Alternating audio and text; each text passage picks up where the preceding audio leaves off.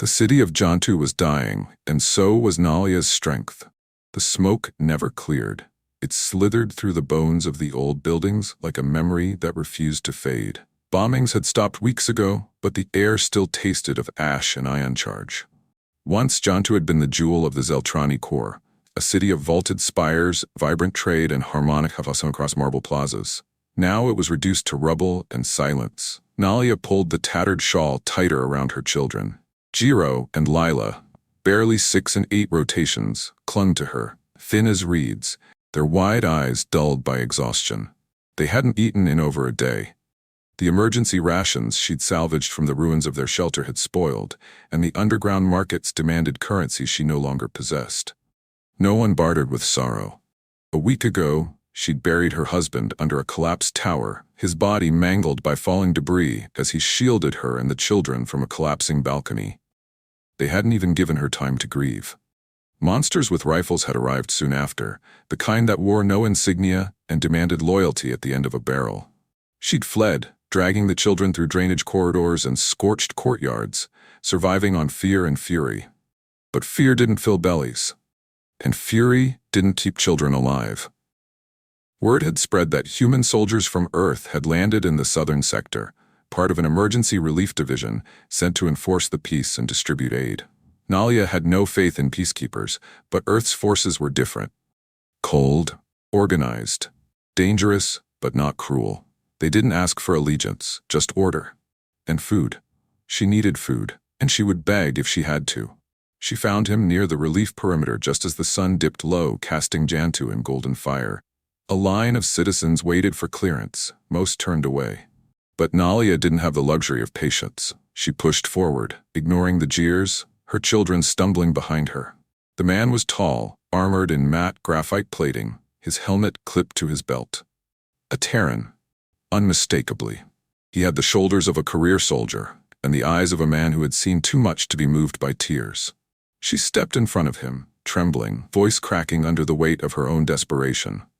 "Please," she said, "we have nothing left. I'll do anything, anything. Just take care of my children. Please, I beg you." He blinked. Not in shock, but as if remembering how to feel. Sergeant Thomas Kane had never grown used to pleas. In 17 years of deployment across the spiral rim, he had seen desperation in all its shades, bitter, violent, manipulative, resigned. But the look on the alien woman's face was none of those. It wasn't performance or pity-seeking. It was raw survival. She had violet skin, streaked with soot, hair that might have once shimmered but now hung in tangled ropes. Her eyes didn't plead, they clung to his, fierce even as her body trembled. 2 children clung to her legs, silent and wide-eyed, like they'd forgotten what kindness felt like. Kane looked past her, scanning the perimeter, no threat. He looked down again. She was still standing there. "I'm not a traitor," he said quietly, "and I don't take bribes." "I'm not bribing you," she said. Her voice was hoarse but steady now. "I'm offering myself. Just help them." That hit harder than it should have. He'd seen what war did to families. He knew the hollow tone of someone offering their last dignity. She meant it. But something inside him revolted. "I don't want anything from you," he said. "That's not how we work." She stared at him, almost dazed. "No one does something for nothing," she whispered. He hesitated, then stepped aside and motioned her through the line. "Maybe someone should." She stared at the gap in the gate. Her eyes welled, but the tears didn't fall. Instead, she straightened, took her children by the hand, and passed through with the same grace she might have used in a palace once. Kane watched her walk, surprised by the way something in her presence lingered, like a song with no chorus, only tension. He didn't know her name, but already, he knew he wouldn't forget her face.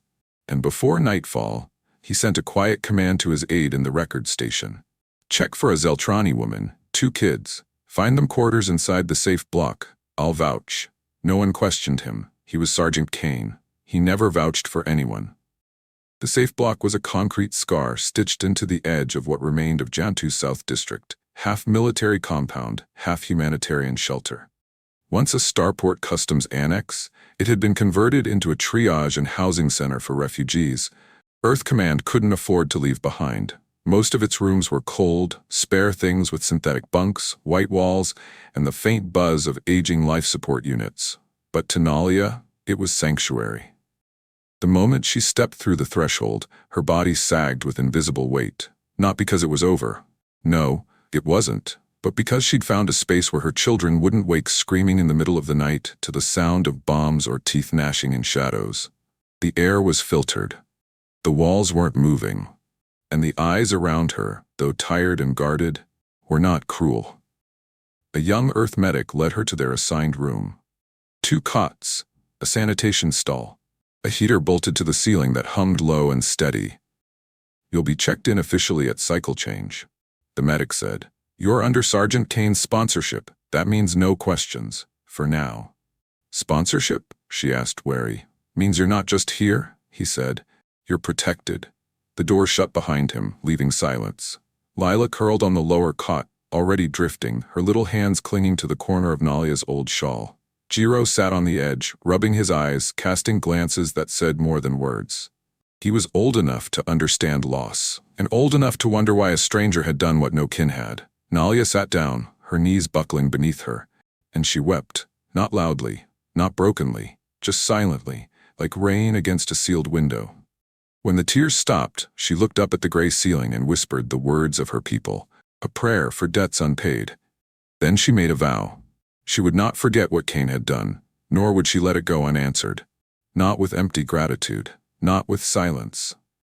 Sergeant Kane stood in the operations room, watching his datapad flicker as the daily refugee reports filed through.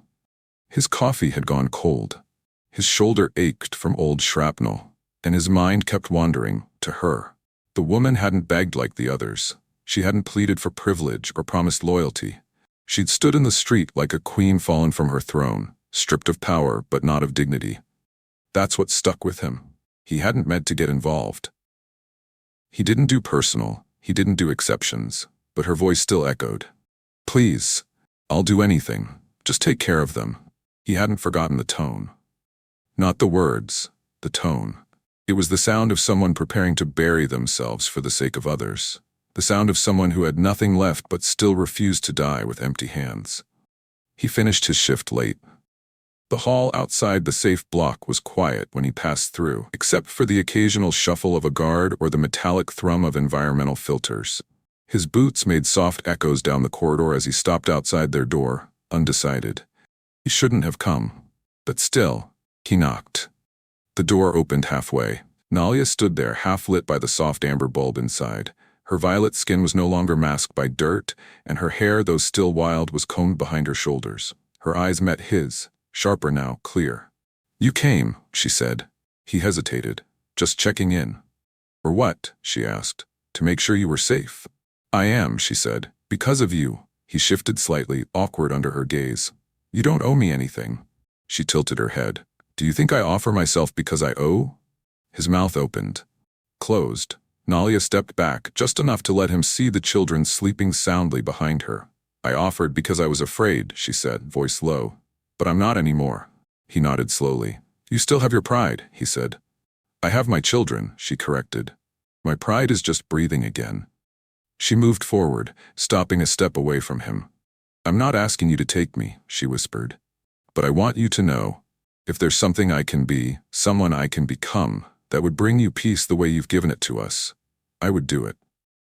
Kane didn't speak for a long time. When he finally did, his voice had changed, softer, almost broken at the edges. "You don't need to become anything, Nalia. Just let me be here. That's enough." She reached out, barely touching the back of his hand with her fingers. Not a request, a connection. And in that moment, between soldier and widow, between walls that had seen too many tears and too little truth, something passed between them. Not obligation, not charity, but a beginning. Kane was not used to lingering. He was built for motion, for forward assault, for operations that were measured in minutes, not weeks. But Jantu had changed him, or maybe more accurately, something within Jantu had changed him. Each morning, he found himself drifting toward the outer rings of the safe block, telling himself he was just checking patrol routes, watching the supply lines, scanning for potential threats. But his eyes always found their way to the residential corridor where Nalia stayed. He caught glimpses of her through the clear partition glass. Some she was brushing Lila's hair, or helping Jiro recite Earth Common. Other times, she simply sat still, her hands in her lap, eyes watching the distance like they were waiting for a promise to return from it. He had seen warriors wear the same look, waiting for something that might never come, but still refusing to look away. After the fourth morning, he gave up the lie. He was no longer coming to inspect. He was coming for her. One evening, just before the dome lights dimmed to simulate twilight, he brought a box to her room. Reclaimed materials, wires, and a busted communication tablet stripped from an old supply hub. He handed it to Jiro. "For you," he said. "Thought we could rebuild it together." Jiro stared at the box, blinking. "You mean I get to help?" "Only if you promise not to make it explode," Kane replied with a straight face. Jiro grinned, an honest, boyish thing that tugged at something buried deep in Kane's chest. That night, he stayed. Not long. Just enough to finish connecting a rudimentary circuit board while Jiro fell asleep with his head against the crate, and Lila curled into her mother's arms. Kane and Nalia sat together on the floor, backs to the wall, a silence between them that wasn't heavy, but full. She spoke first, her voice soft. "They've stopped shaking when they hear boots outside." He turned to her. "Good, that's what they deserve." She looked at him, studying him as if he was a constellation she didn't yet understand. "And you?" she asked. "What do you deserve?" He swallowed but didn't answer. Instead, he leaned his head back and looked at the ceiling. "My brother used to tell me I only felt safe in places that burned," he said finally. I think he was right. She leaned slightly toward him, her voice like cloth over stone. "Then maybe you should stay somewhere that heals." That made him look at her. She didn't say more, but she didn't need to. And in the quiet that followed, he reached for her hand, not to hold, not to take, but to simply touch. She let him. The explosion shook the compound at dawn. Kane woke before the alarms, instinct flaring before logic. He was already at the armory before the sirens wailed through the corridors. Outside, smoke curled into the pale blue sky, east wall breach, calculated surgical. Not a rogue beast or an accidental blast. This was insurgent work. Remnants of the former regime had been growing bolder. Earth Command suspected they were regrouping under a new banner, something angrier, more desperate. Kane had warned the sector chief. No one had listened. He threw on his armor and sprinted through the block, yelling commands into his wristcom. Team Delta on the gate. Hold formation. No retreat unless ordered. Guards ran past him. Panic boiled in the corners of the compound where civilians huddled in corners, pressing their backs to the walls, their fear nearly tangible. But he wasn't thinking about them. He was thinking of one room. Nalia's. He found her in the corridor, ushering Leela and Jiro ahead of her, her face tight but not broken. "I heard it," she said. "We were already moving." He took her by the arm, not roughly, but firmly, and led her toward the inner chamber vaults. "Stay in the bunker. Don't open for anyone without a direct code from me." "I can help," she said. "I know how to treat wounds. I know you can," he said, meeting her eyes. "But right now, I need to know you're alive more than I need another pair of hands." Something in his voice silenced her. She looked at him a moment longer, then nodded. He teed the vault open, watched the three of them enter, then sealed the door behind them, and turned to war. The eastern gate was chaos. Fires climbed through twisted metal, and three of his best men were already down. The insurgents moved like predators, fast, surgical, augmented. They were not here to raid. They were here for someone. Kane moved like a force of nature. He barreled through broken lines, his rifle barking in controlled bursts. He cut one down with his sidearm, took another with a well-thrown charge. Blood sprayed across his visor. He didn't care. Every enemy between him and the vault was a storm he would walk through. When the fighting stopped, the courtyard was slick with flame and wreckage. 28 insurgents dead, 6 Terran soldiers wounded, 1 gone. But the gate held. The compound stood. And as Kane returned to the vault and opened the seal, Nalia stepped into the light and stared at him. Bloodied, scorched, breathless. "You stayed," she whispered. He looked at her. Then at the children, safe, then back at her. "Every time," he said, and walked inside. The fires burned for 3 more days. Though the compound was secure again, the damage had done more than scar the walls. It had fractured the illusion that peace was near. More refugees poured in. Fear multiplied like mold in shadow. Morale dipped. The soldiers grew restless, the civilians wary. Cain worked without rest, but even steel has limits. Nalia watched him from across the courtyard as he ordered new defense patterns, repaired comm links, carried wounded on his back. She saw the way his shoulders stayed rigid even when no one was looking, how he didn't flinch when the children cried from nightmares, and how the other soldiers deferred to him without question. But when he returned to the residential wing late that night, alone and unspeaking, something inside her stirred, an ache that was not pity. It was something else, something blooming. She opened her door and stepped into the corridor as he passed. "Cain," she said softly. He stopped. "I'm not afraid anymore," she said, voice low but steady. "You've kept us alive. My children laugh again. They dream, they sing. And she swallowed, stepping closer. "I don't want to wait for a war to end before I give something back." He looked at her, jaw tight, eyes unreadable in the hallway dimness. "I meant what I said that day," she continued. "I would do anything to keep them safe, and now I would do anything to keep you from falling apart." She reached for the seam of his armor, fingers hesitant but trembling with intent. He caught her wrist gently. "No," he said. Not harsh, not shaming, just a man closing a door he couldn't let open. Her breath caught. "You don't want me?" "I want you," he whispered. "That's the problem." She frowned. "Then why stop? Because I won't take what was offered in desperation, not even now. I won't let this start from debt, or gratitude, or the memory of fear." Her lips trembled, and she took a step back, stunned by the truth in his words. He reached up, brushed her hair behind her ear. "If you ever come to me, Nalia, come free." And with that, he turned and walked away, leaving her standing in the dim corridor with her heartbeat in her throat and her strength folding into something deeper than survival. The rain came like a curtain of glass over Jantu, rare, acidic, and dangerous. The soldiers moved quickly to shield the compound, activating the perimeter barriers, sealing filtration units. Cain was in the command center when the sensors picked up an anomaly. Not insurgents, not beasts, something else, a ship. Not Terran, not authorized. Descending fast, he knew immediately someone was coming for her. He moved faster than the system could log. By the time he reached Nalia's room, the ship had already broken through orbit. He found her packing quickly, her hands shaking, Lila clinging to her leg. "They found me," she whispered. "Who?" "My husband's clan. I was not his first mate. I was a shame. They warned me. When he died, they said the bond was over and I was exiled. But they never meant to let me live. And now they've come to finish it." She nodded. Cain looked at her. "You should have told me. I thought we'd be gone before they noticed. I thought the stars were too wide. I was wrong." He placed a hand on her shoulder. "You're not going anywhere." Her eyes widened. "But you don't understand. They don't just kill, they erase. The children."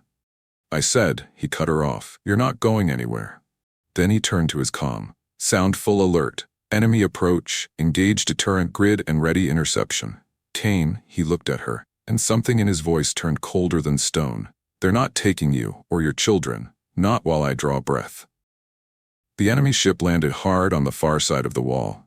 Its markings were tribal, ornate, cruel. Soldiers disembarked, not many but enough. Enough to expect no resistance. They were wrong. Cain led the charge himself. Every bolt, every order, every strike, personal. For once, he wasn't fighting for a flag or for orders. He was fighting for her. Nalia watched from the roof as fire lit the sky, as Cain waded into the storm of blades and pulses without hesitation. He moved like something holy, like vengeance in a man's shape. By the time it ended, the enemy commander knelt in the dirt, defeated, disarmed, and humiliated. Cain stood over him, chest heaving. "Return to your stars," he said, voice low and lethal, "and tell your masters this: Earth does not abandon its own. And she is ours now." The commander snarled. "She was born in shame." Cain leveled his rifle. "She will rise in fire." He didn't fire, but the message was received. The ship left empty. That night, under acid-washed skies and burning towers, Nalia found him again, bloodied, standing alone by the wall. This time she didn't ask permission. She walked to him, pressed her hand against his chest, and kissed him. Not from fear, not from debt, but because she wanted to. And for the first time, Cain let her. The days after the battle were strange. Jantu fell silent again, but this time it wasn't the hush of fear.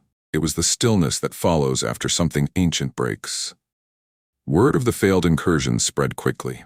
Other enclaves began to send emissaries for protection, and Earth Command quietly extended Kane's authority in the region. No official praise came, no medals were pinned, but every soldier in the compound walked taller. Every refugee watched him with new eyes, but Kane had only one place he returned to now, her door. Nalia had cleaned the burns from the roof with her own hands, repainted the scorched walls of the safe block with pale indigo paste made from ash flower roots. She moved differently now, less like a survivor, more like a woman who had started to remember who she used to be before grief had hollowed her out. And Kane, he watched her.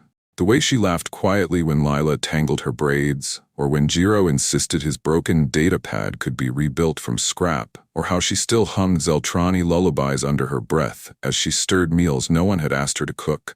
She caught him staring more than once. But she didn't look away.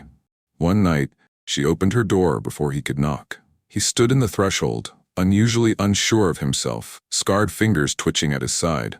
She reached up and brushed his jaw with the back of her hand. "You waited," she said. "I didn't want you to feel taken," he replied. She tilted her head, "But I wanted to be wanted." He stepped forward, closed the space between them, placed his hand gently on her hip, the other at the base of her neck. "And you are," he said. The kiss wasn't desperate. It wasn't owed. It was slow, reverent, like they were afraid to shatter something fragile between them. When he lifted her into his arms, she didn't resist. When he laid her down on the cot beside the small sleeping shapes of her children, she pulled him closer, unafraid. They didn't rush. They didn't need to. That night she offered him everything, not because she had to, but because she chose to. And for the first time in his long, war-torn life, Kane didn't feel like a soldier. He felt like a man who'd finally been given a reason to stop fighting. The rains came softer now, clean, almost healing. In the weeks that followed, the compound transformed. Aid shipments flowed without interruption. Reconstruction projects began. Children ran without ducking at every loud sound. The broken were still broken, yes, but they were no longer forgotten. Kane stood at the eastern wall again, watching the clouds roll in. Behind him, laughter echoed in the courtyard. Lila chasing Jiro with a length of blanket pretending to be a dragon's tail. Soldiers stood off to the side, smiling. No longer guards, just people. And Nalia? She walked toward him, barefoot on stone, a scarf tied around her waist, her hair unbound and wine stirred. She stepped beside him without a word, brushing her fingers along his knuckles. "I've been thinking," she said. "That's dangerous," he teased. She smiled. "If we're staying, we need to build something real. Something that doesn't end with walls and rations." He looked at her, brow raised. "What are you proposing?" She turned to him fully. "A school, a garden, a home." He exhaled slowly. "That's a lot. It's less than what you gave me," she replied. Kane turned toward the horizon again. It had been years since he thought of the future as something more than a countdown. Now it stretched wide before him, not with war, but with possibility. He took her hand, and for the first time he allowed himself to believe in what came after fire. Not just ashes, but roots, and light, and growth, and love, real love, born not from need but from the power of being seen and chosen anyway.